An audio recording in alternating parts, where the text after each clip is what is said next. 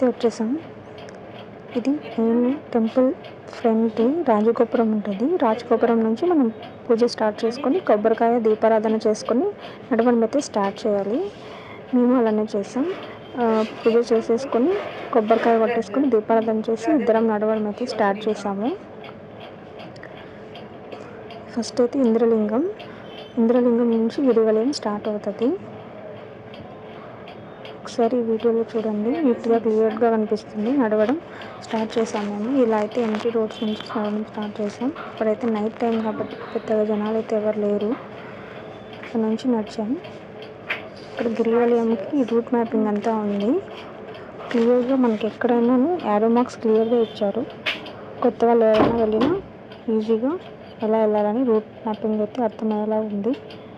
కొంచెం ఇలానే ముందుకు వెళ్ళినట్టయితే మనకు క్లియర్ రూట్ మ్యాప్స్ కూడా ఇచ్చేశారు. సో ఎవ్రీ లింగం ప్రదక్షిణలో ఎవ్రీ లింగం దర్శనం అయిన తర్వాత వెంటనే ఇలాంటి మ్యాప్స్ ఇచ్చారు. ఇదైతే ఒక అమ్మవారి టెంపుల్ దగ్గర నరదృష్టి తీసుకున్నారండి, చాలామంది తీసుకున్నారు. ఇదైతే రాళ్ళు పెట్టి ఏదైనా ముక్కు చేసుకోవడం, ఇది కూడా బాగా ఫేమస్, బాగా నమ్ముతారు.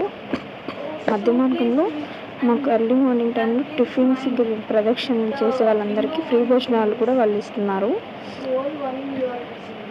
దారి పొడవుగానే అన్ని టెంపుల్స్ మేము విజిట్ చేస్తూ వచ్చాము.